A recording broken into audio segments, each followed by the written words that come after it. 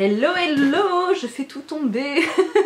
J'espère que vous allez bien, c'est Sully, bienvenue sur Librement Addict. On se retrouve à nouveau aujourd'hui dans cette vidéo pour un reading vlog. Et Pumpkin. Oh bonjour madame, qu'est-ce qui vous arrive? Ah oui, d'accord. Tu veux venir? Non? Tu fais quoi? D'accord. Donc, je disais quoi?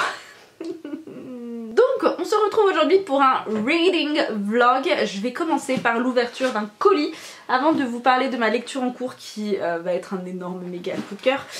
C'est un livre que j'avais précommandé en début novembre, je crois.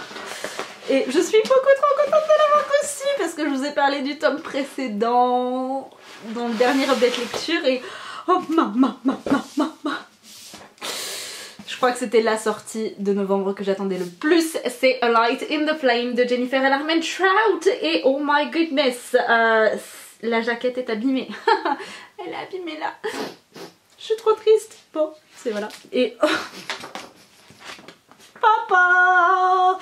Voilà, donc c'est la suite de A Shadow in the Ember, donc c'est le tome 2 spin-off de From Blood and Ash. Vous savez que c'est ma saga chouchou après ACOTAR, ou avant ACOTAR. J'avais dit que cette saga avait dépassé ACOTAR, c'est vrai, j'ai du mal à m'y faire hein, quand même, mais bon, on va dire que c'est comme ça. Et donc c'est le tome 2 et je suis trop contente. Dans la saga spin-off on suit deux personnages qui sont mentionnés, notamment, je sais plus si c'est à chaque fois, j'ai pas relu les tomes 2 et 3. Dans le tome 3 c'est sûr qu'ils apparaissent, enfin qu'ils sont mentionnés. Peut-être qu'à la fin du tome 2 on commence à en parler, je ne sais plus parce que ça remonte un petit peu ces lectures, mais c'est vrai que donc c'est des personnages qui vivent des siècles avant Poppy et les autres protagonistes que l'on suit dans From Blood and Ash, et donc c'est des personnages qui vont à cause de leurs actions avoir des répercussions direct sur Poppy et les autres et sur l'histoire de From Blood and Ash. Donc voilà, je l'ai acheté en hardback. J'ai pas A Shadow in the Ember en hardback. J'ai quoi en hardback? J'ai les trois. Ah, j'ai même pas The Crown of Gilded Bones en hardback. Donc, attendez, je vous emmène avec moi. Donc, j'ai la saga principale en brochet, donc en paperback. J'ai deux tomes qui sont parus chez de Saxus en hardback. Les trois premiers tomes dans la collection c'est Fairy Loot il me semble, et donc après j'ai les tomes 1, 2 et le tome 4 en hardback avec du coup maintenant A Light in the Flame. Je n'ai toujours pas du coup acheté The Crown of Gilded Bones, donc le tome 3 en hardback comme ça, ni Shadow in the Ember, et il faut que j'achète Shadow in the Ember en paperback. Voilà, vous savez tout. Joie et bonheur, joie et bonheur, tout va bien dans le meilleur des mondes. Encore plus d'achats à faire parce qu'on n'en a jamais assez. Mais c'est ma saga chouchou où j'ai besoin, non c'est pas un besoin, mais j'ai commencé la collection de différentes éditions. J'aimerais bien la continuer. Donc bah, je vais vous reposer sur le trépied, c'est quand même un petit peu mieux, non? La petite parenthèse et présentation From Blood and Ash est en fait, je suis très contente d'avoir reçu ce livre qui va aller du coup dans ma petite pile à lire. Sachant que du coup j'ai The War of Two Queens à lire parce que je veux les lire dans l'ordre de publication. Donc The War of Two Queens c'est le tome 4 de la saga principale. Ensuite j'ai le tome 2 spin-off à lire que je viens de recevoir. Et le tome 5 de From Blood and Ash sort le 18 juillet prochain en VO. Comment vous lire qu'on va se remonter les manches. Et je pense que je vais lire The War of Two Queens.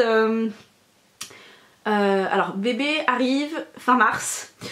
La semaine du printemps normalement si monte pas sa petite tête juste avant, donc je vais essayer de lire The War of Two Queens avant ça, même si ça va me laisser un petit laps de temps jusqu'en juillet. Déjà ça me permettra de pas faire d'overdose parce que c'est toujours ma hantise quand je lis des sagas de les enchaîner et d'avoir une overdose, donc c'est je pense pour ça que je laisse traîner un petit peu la lecture de certaines séries littéraires malheureusement. Et voilà. Mais en fait je sais que tout le mois d'avril ça risque d'être très compliqué en termes de lecture parce que notre vie va être complètement chamboulée par l'arrivée de ce petit être, et du coup je sais qu'en termes de lecture ça va pas forcément suivre plus que ça, et c'est pas entre avril et juillet que je pourrais forcément avoir un rythme de lecture hyper dense, hyper régulier. C'est le cas là actuellement, donc tant mieux. Donc je vais essayer de lire ça là d'ici les prochaines semaines. Mais avant, il faudrait que j'ai terminé ma lecture en cours, qui n'est autre que La passeuse de mots d'Alric et Jennifer Twice. C'est paru chez Hachette Roman. Ça fait un moment que la saga a commencé d'être publiée. D'ailleurs vous avez le premier tome en format hardback relié collector qui est disponible aussi. Le tome 3 vient de sortir. Chaque tome est une pavasse de 700 pages au moins, hein, parce que je crois que le tome 3 est encore plus gros que celui-ci, c'est pour dire. Qui essaye de me joindre?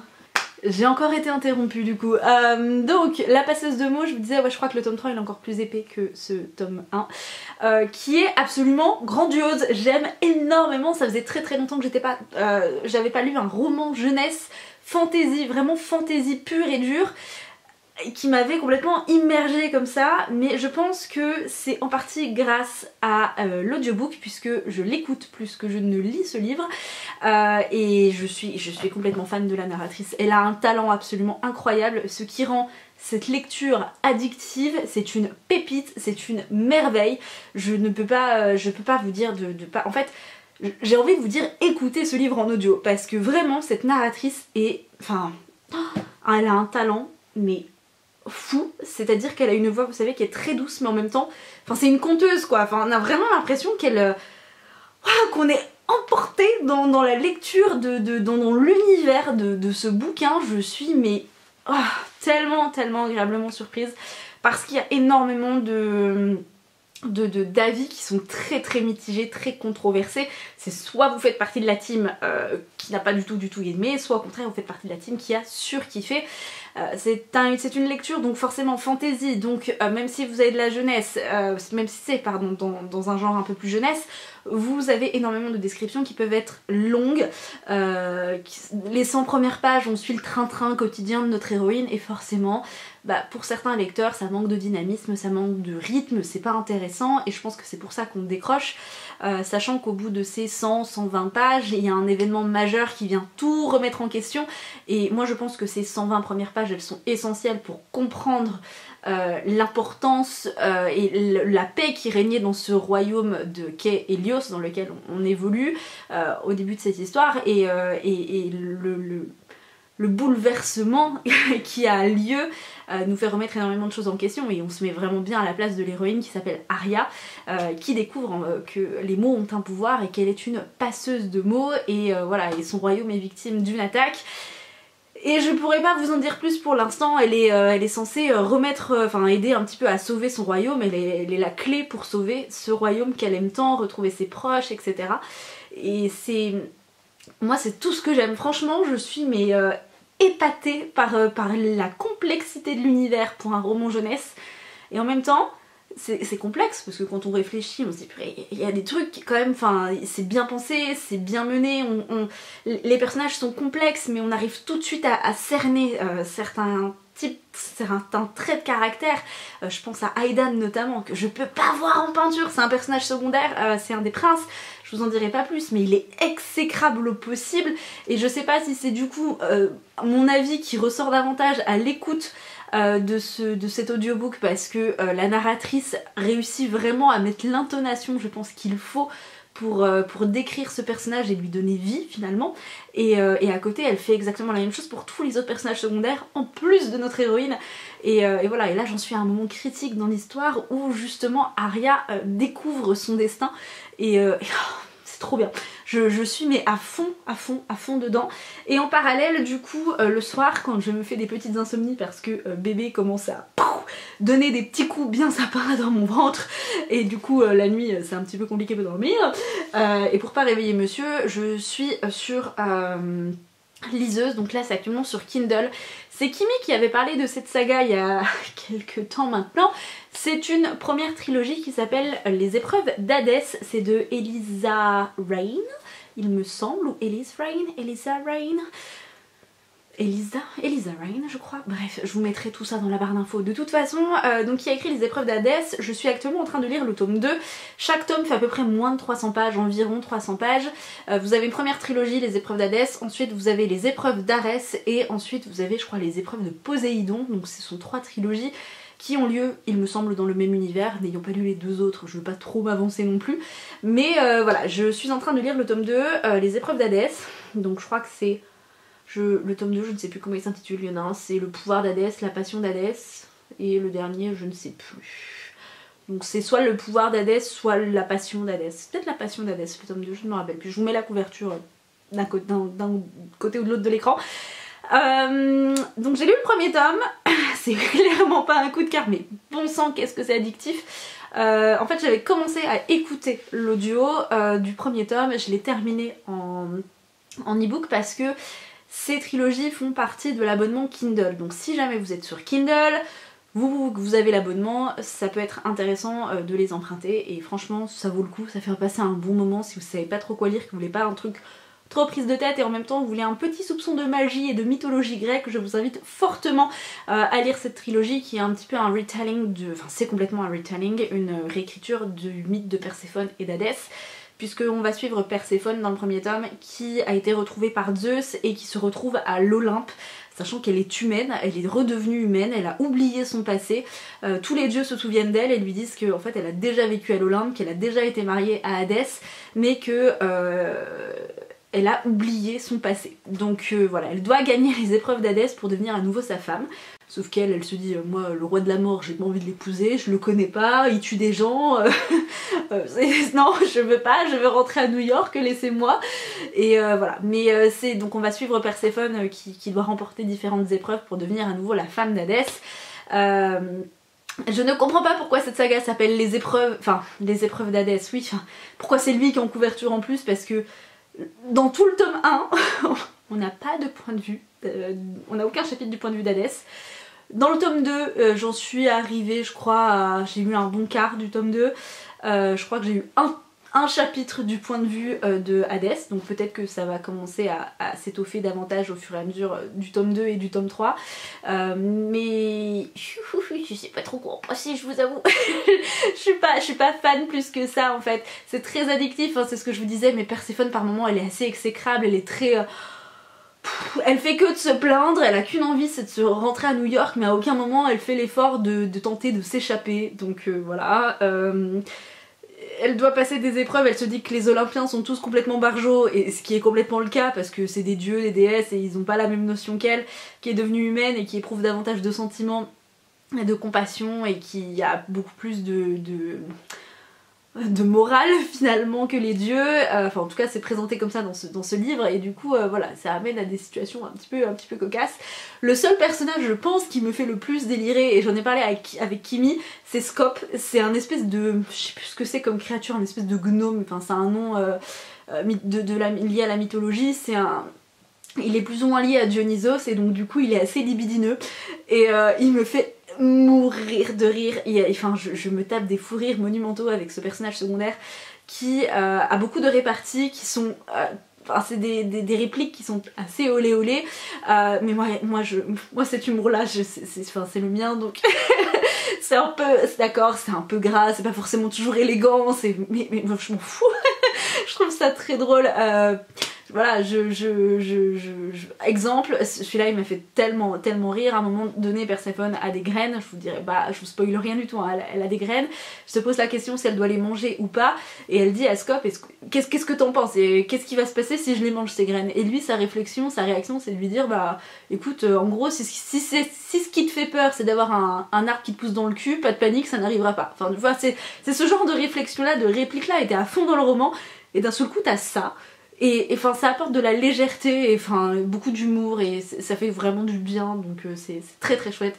Et voilà, mais j'ai mis 3 étoiles au premier tome, je suis pas sûre que le tome 2 ait plus d'étoiles que ça non plus, donc bon, on verra quand je l'aurai terminé. Mais c'est vrai que jongler entre la passeuse de mots et cette histoire là, ça se fait assez facilement finalement parce que ce sont deux univers complètement différents, donc c'est pas plus mal du tout. Voilà, je vais arrêter ce passage parce que ça fait déjà un petit moment que je papote. J'ai des vidéos à filmer et puis voilà, puis je vous retrouve plus tard pour un petit point lecture.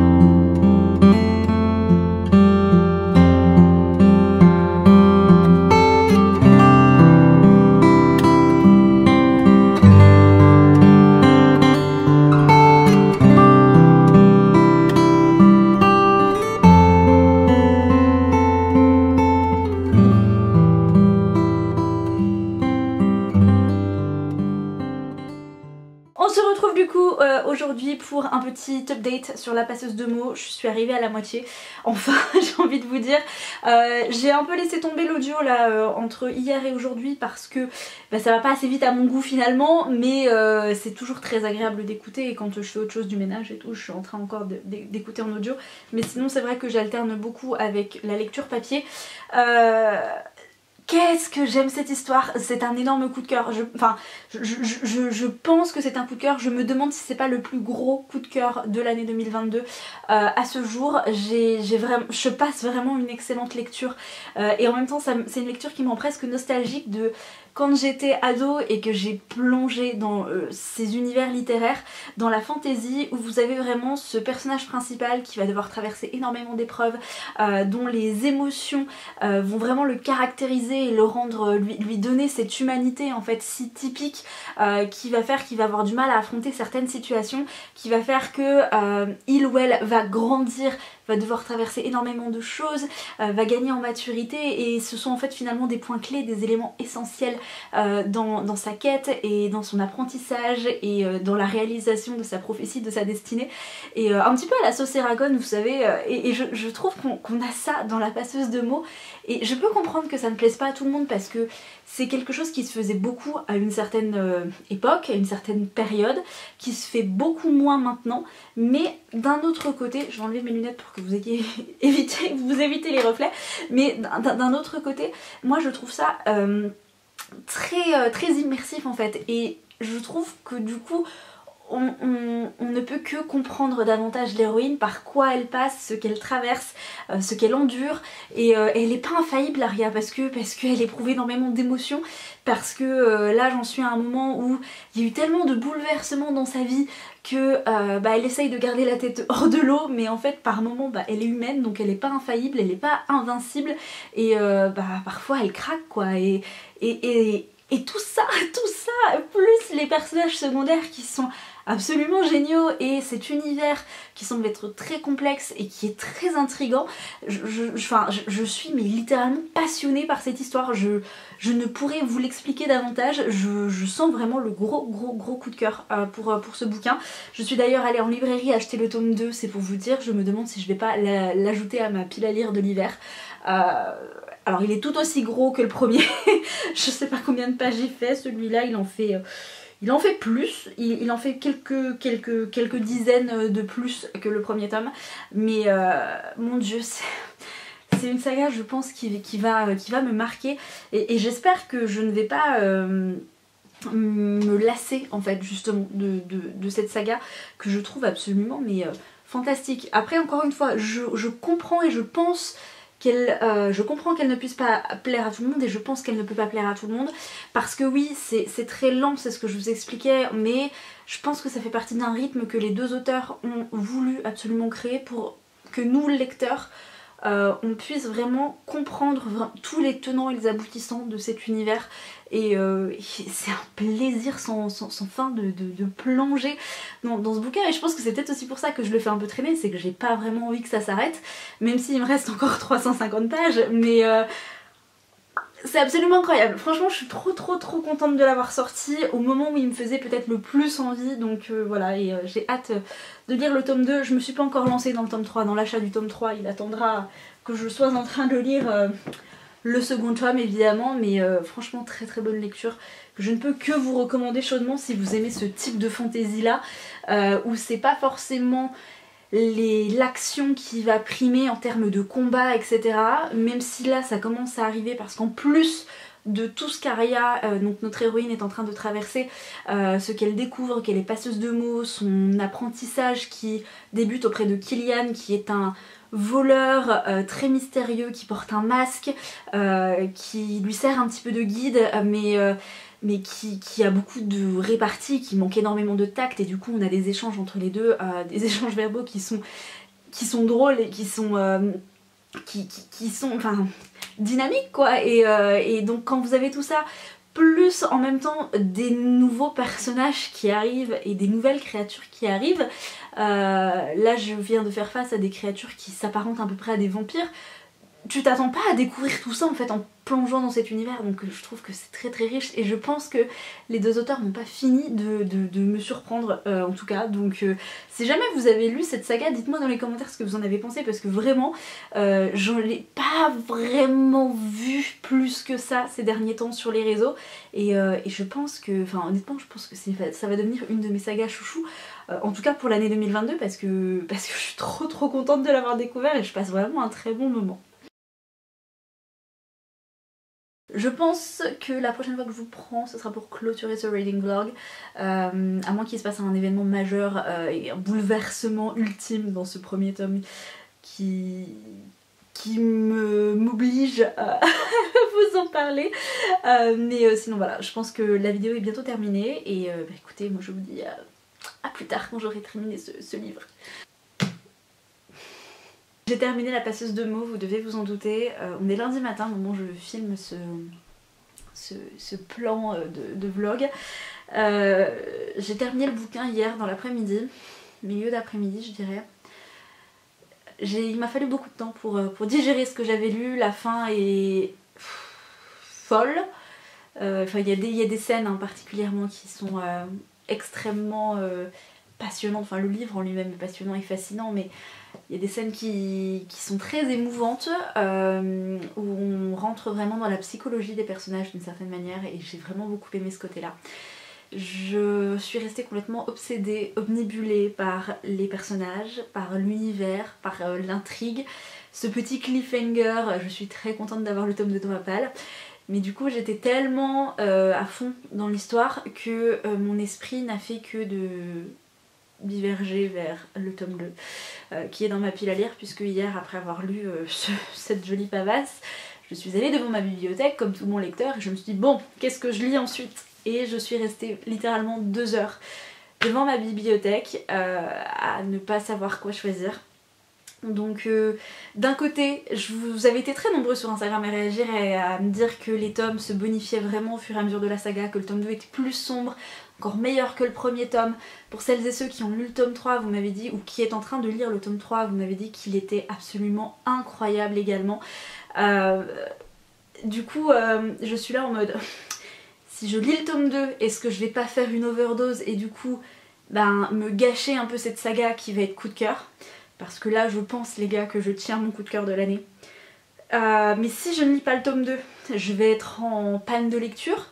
Sauf que il me semblait que c'était une saga qui était destinée à être en 4... Il me semble que c'est 5 tomes. Le 3e vient de sortir. Si je lis le tome 2 et que je suis dans ce même état à la fin du tome 2, il va falloir que j'achète le tome 3.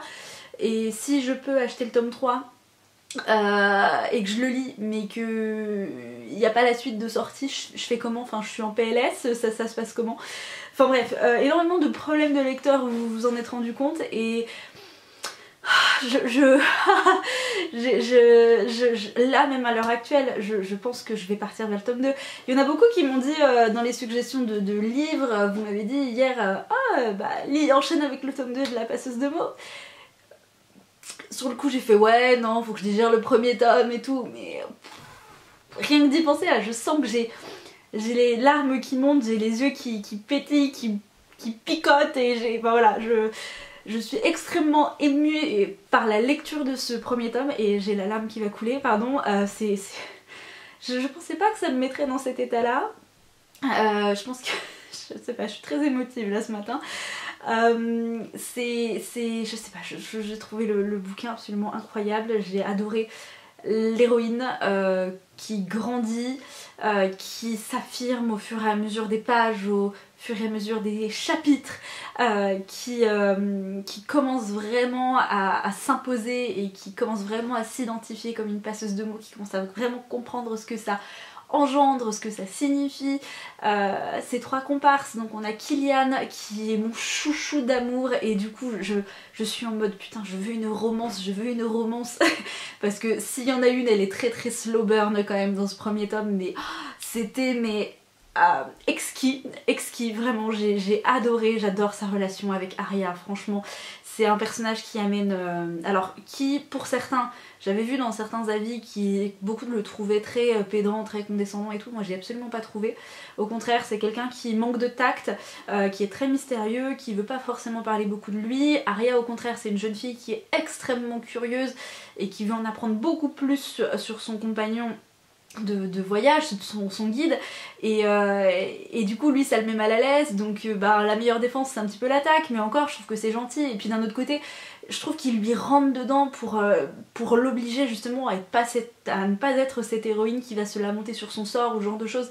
Il va vraiment ne pas hésiter à la bousculer pour justement pour faire avancer l'histoire, et ce qui permet aussi à Arya d'évoluer en tant que protagoniste principale, donc je trouve qu'il est essentiel dans ce rôle là.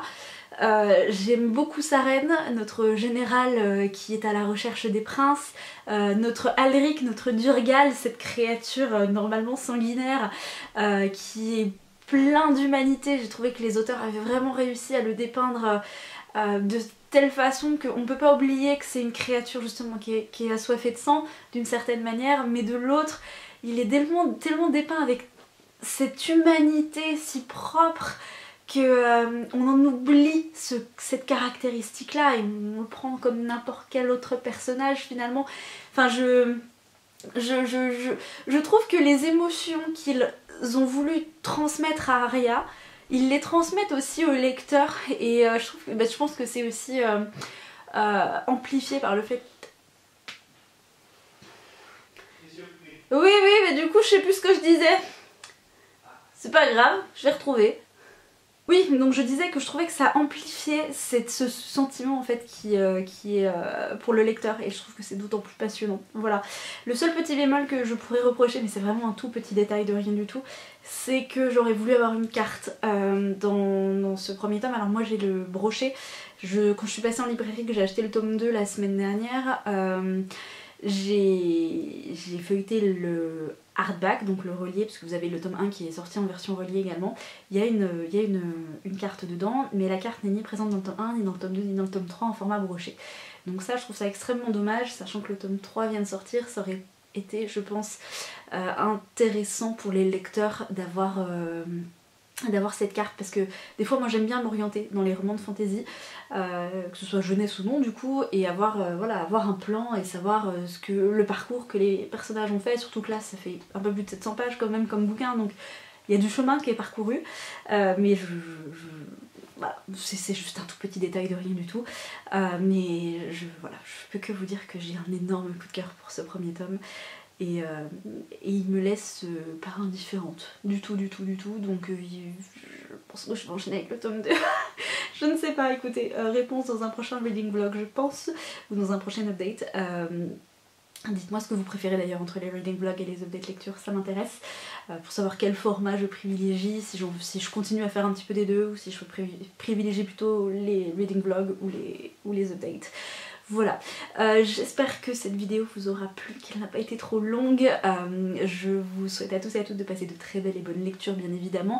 N'hésitez pas à liker cette vidéo, à la commenter, vu qu'on a eu un énorme coup de cœur pour ce premier tome. Si vous êtes trop timide pour commenter, vous pouvez tout à fait mettre un emoji cœur avec, vous savez, les épées qui se croisent, voilà, parce que ça reste de la romantasy d'une certaine manière, enfin c'est de la fantasy, est-ce que ça deviendra de la romantasy? J'espère, mais voilà, bref, j'en ai terminé avec cette vidéo. Je vous souhaite à tous et à toutes, je vous l'ai dit, de très belles et bonnes lectures. Évidemment, comme d'habitude, prenez soin de vous, puis je vous dis à la prochaine. Ciao.